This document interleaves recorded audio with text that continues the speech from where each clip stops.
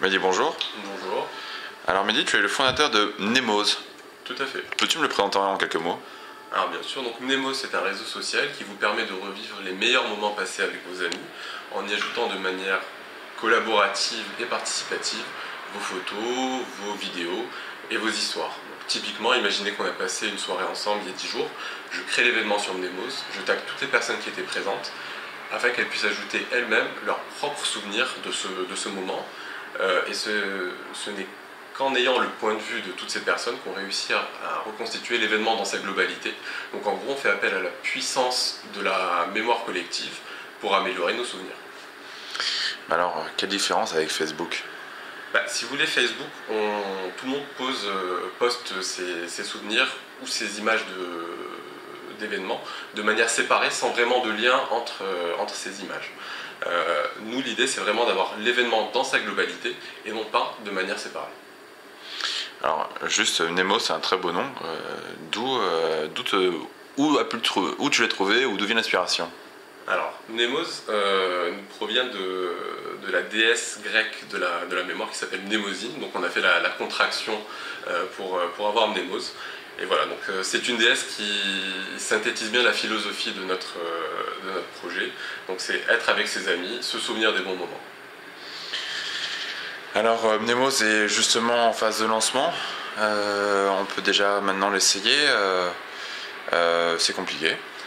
Alors c'est pas compliqué du tout, donc il suffit de vous inscrire pour pouvoir déjà commencer à poster vos souvenirs. Donc c'est vraiment très très simple.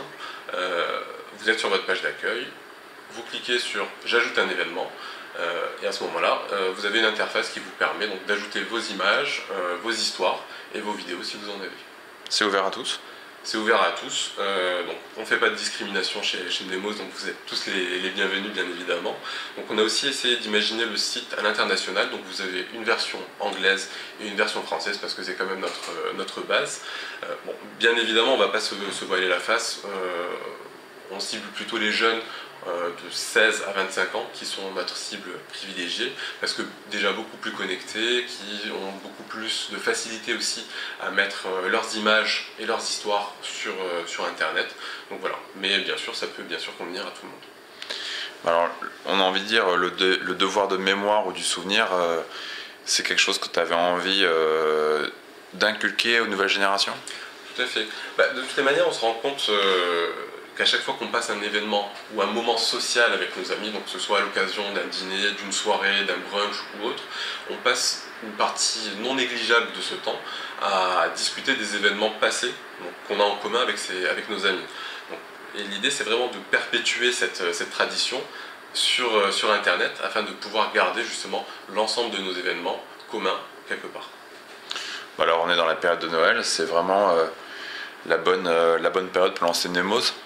Exactement, c'est vrai que Noël et le jour de l'an sont vraiment l'occasion de passer les moments avec nos proches, avec les amis qu'on aime, qu'on aime ou qu'on n'aime pas bien sûr, mais on passe en tout cas des bons moments avec les personnes. L'idée c'est de pouvoir justement les ajouter sur Mnemoz et continuer à passer ces bons moments. Bon alors encore un point, en ce moment on a vu que Facebook lançait ces nouvelles règles sur la confidentialité, mais alors quelle est votre politique de confidentialité? Pour Mnemoz, la politique de vie privée était vraiment un pilier fondateur de notre projet et on a vraiment essayé de se différencier de la concurrence en faisant très simple. Donc, tout ce que vous mettez sur Mnemoz vous appartient, vos données vous appartiennent, ce qui veut dire que lorsque vous supprimez quelque chose, c'est vraiment supprimé pour toujours. Et par exemple en termes de visibilité, quand vous postez un événement, il est au maximum visible par votre réseau d'amis, jamais publiquement. Et j'en profite aussi pour dire qu'on est complètement hermétique au moteur de recherche extérieur, donc jamais vous ne retrouverez vos images ni vos vidéos sur Google par exemple.